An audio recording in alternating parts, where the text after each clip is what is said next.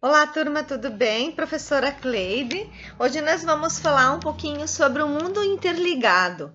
É o capítulo 3, página 37 a 45. Eu quero cumprimentar também as suas famílias e pedir licença para entrar nos seus lares para a gente trabalhar mais uma aula de geografia, tá? Então, quer dizer que esse assunto ele faz parte da nossa vida, ele está no nosso dia a dia, no nosso trabalho, na nossa família, na nossa sociedade, na nossa comunidade, está em todos os lugares. Então, porque trabalha a mundialização e a globalização, o mundo interligado, as conexões que cria entre Estado, empresa, sociedade civil, esse aspecto de mundo instantâneo, onde ideias circulam rápido e livre, onde mercadorias, a gente pode ter acesso a mercadorias do mundo todo, onde produtos estão acessíveis, né, de qualquer parte do mundo, dentro dessas condições do mundo interligado. E é essa rapidez que a informação chega, o produto chega, a notícia chega, a música chega, todo produto, a cultura cinematográfica chega, né? Então, é um sistema no qual o mundo inteiro se estrutura por regras globais. Então, não tem como acontecer alguma coisa na outra ponta do globo terrestre que a gente não sinta aqui no Brasil, né? Então, quando há uma instabilidade econômica, como a gente já viveu lá em 2010, 11, 12, principalmente originada nos Estados Unidos e que foi respingando os reflexos no mundo todo, né? Então, como também o momento atual que nós vivemos, essa interligação, essa globalização, essa forma de circular rapidamente, nós estamos vivendo as consequências, por exemplo, desse coronavírus. Então, afeta a saúde, afeta a economia, afeta toda uma estrutura global, né? E aí faz a gente entender como nesse sistema de mundo globalizado, interligado, as regras são globais, né? Então, com tudo isso que está acontecendo, a gente vê assim, ó, que nada escapa, nada está livre dessa dinâmica, né, de mundo interligado. Tanto a concentração de riquezas, as empresas multinacionais, transnacionais, a economia globalizada, se a gente for olhar pelo livro, nós temos muitas contribuições. Por exemplo, a economia globalizada tem uma primeira fase com a Revolução Industrial, que são a segunda e a terceira fase do capitalismo, que nós já falamos na aula passada. E uma segunda fase que se dá no século XIX e XX, no pós-Segunda Guerra Mundial, e que marca também a fase do imperialismo, que é um período onde que grandes potências dominaram nações e povos mais fragilizados ou com menos condições de desenvolvimento, né? E aí um outro fator é o grande investimento dos Estados Unidos na Europa, né? Que foram assim grandes processos de como deu origem da economia do mundo globalizado. Então, o nosso consumo hoje, o que nós consumimos hoje vem de vários países, né? Então, tu pode olhar a etiqueta, se você quiser, do produto, se você utilizar produtos cinematográficos, que são filmes, séries, enfim, qualquer coisa que você vai assistir, você vai ver aonde foi produzido, qual é o país de origem, né?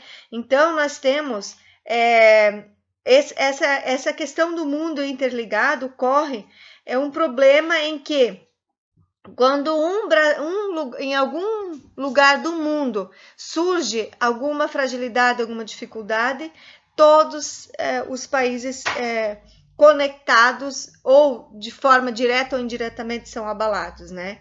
Então, porque nós fizemos parte, nós estamos numa cadeia global, numa escala global, né? Então, aí entrando também um pouquinho na questão de como essas tecnologias, né, a base tecnológica, por exemplo, desse mundo interligado, se deu com a terceira revolução industrial, que é a revolução técnico-científica, né? E que ela proporcionou, modernizou e ampliou as conexões no planeta. E aí o que movimenta a globalização são as transnacionais, empresas multinacionais, que muitas vezes detêm o controle do comércio internacional. E essas empresas possuem maior recurso, muitas vezes, que muitos países. E por isso que controlam também a economia de muitos países, né? Então, a dinâmica dessas filiais, dessas transnacionais, dessas multinacionais, geralmente todas elas têm origem nos países desenvolvidos e vão se instalar em países emergentes, em desenvolvimento, que têm recursos naturais para produzir o produto que estão produzindo e mão de obra barata. E também, muitas vezes, são essas grandes empresas que acabam administrando nas entrelinhas um país, digamos assim, tá? Então, essas surgem com isso as grandes cidades globais, né? Essas cidades globais estão espalhadas no país, no mundo inteiro, né? No planeta inteiro, como mostra essa planilha aqui, que mostra um pouquinho sobre como é a dinâmica dessa economia globalizada, né? Então, o mundo inteiro interligado nessa economia e formam cadeias globais, cidades globais.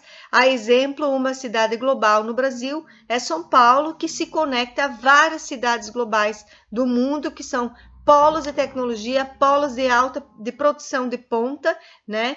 E que essas empresas multinacionais e transnacionais, muitas vezes, elas centralizam o investimento em pequenas, né, em investimentos em pequenas empresas ou países, né?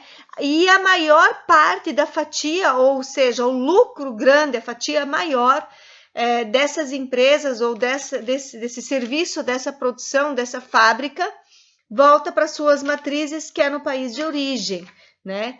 Então, essas multinacionais, essas transnacionais, elas acabam se instalando sempre de olho nos recursos e na mão de obra. E aí nós temos umas fusões que ocorrem nessa economia globalizada, ou a união, que é uma outra tendência da globalização, com foco na concorrência, né? Especialmente, isso começa a surgir a partir da década de 80 e se expande muito na década de 90. E aí, com a economia, com a globalização, por exemplo, dentro de uma filosofia neoliberal, o neoliberalismo, que seria um novo liberalismo, né? Que seria o liberalismo seria a livre iniciativa, né? A livre iniciativa e o livre mercado. E aí o neoliberalismo, os Estados Unidos e o Reino Unido, principalmente, começam a liderar esse processo e aí orientando também os estados a investir em estrutura para que a empresa pudesse, esse poder empresarial, né, pudesse se estruturar e pudesse crescer. Infraestrutura são estradas, energia, enfim, todos esses recursos necessários para produzir ficaram para o Estado, né? E aí nós temos, então, essa questão do liberalismo, que é uma teoria, um pensamento, uma filosofia, uma política de economia, né, e de sociedade com ideias de liberdade individual e mercantil. E aí, que é o que se propunha, né? Então, o neoliberalismo seria, então, o Estado entrar com essa responsabilidade de infraestrutura.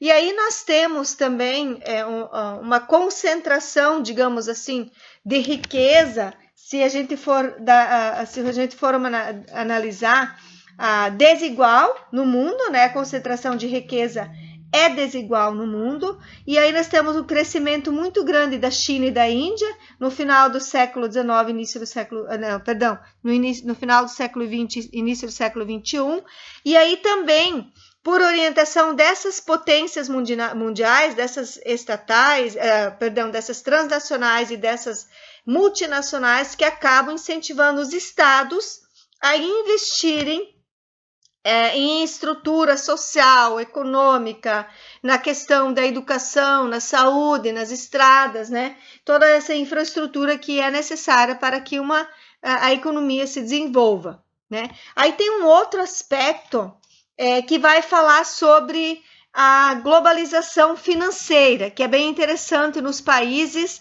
que que lideram, né, o capitalismo, principalmente paralelo à globalização.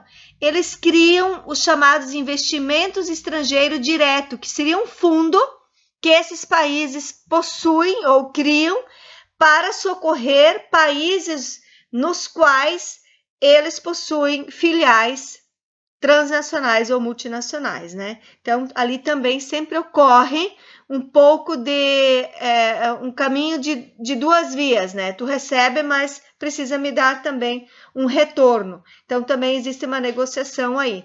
Aí, dentro dessa economia globalizada, tem várias iniciativas. Por exemplo, a OMC, que é um órgão que regulariza e normatiza o comércio, a atividade comercial mundial. Ele integra ou ele tem aliados e associados 164 países. E as decisões, na maioria, partem de 7 países, os 7 países mais ricos, que são os Estados Unidos, Japão, Alemanha, França, Itália, Reino Unido e Canadá. Sendo que a tríade, né, formada pelos Estados Unidos, Alemanha e Japão, é a mais rica até então.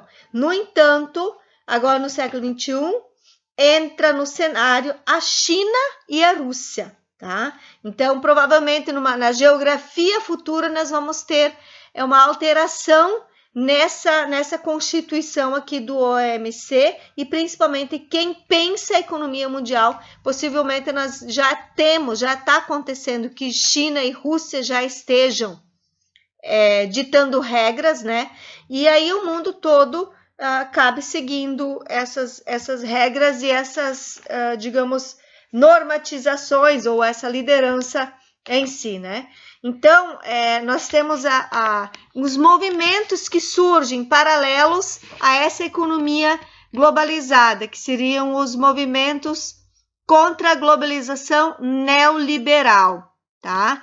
Então, essas ONGs que surgem a nível mundial, sempre em defesa aos países marginalizados, aos países emergentes, aos países menos desenvolvidos, né? Então, a globalização, se a gente for falar assim, muitas vezes ela é relacionada à supressão de fronteiras. Por exemplo, tira a fronteira, não tem mais fronteira com a globalização, né? Isso que a gente vive hoje, nós vivemos isso hoje. Não tem fronteira física para o que nós vivemos hoje no mundo. Hoje, o contexto hoje gerado pelo Covid, que é uma pandemia que se iniciou no passado outubro, novembro na China, e aí vem agora abalando o mundo todo, né? Então, se a gente for analisar a globalização, na globalização, e é isso que ocorre no mundo, essa interligação sem fronteiras. Isso iniciou desde a queda do Muro de Berlim, né? A queda do Muro de Berlim em 1989. Então, essa é a aula de hoje. Eu gostaria de propor para vocês que nós fizéssemos a leitura, então, desse assunto, que ele é muito bom e é muito atual, tá? E que agora a prof vai passar para vocês atividades relacionadas a esse assunto.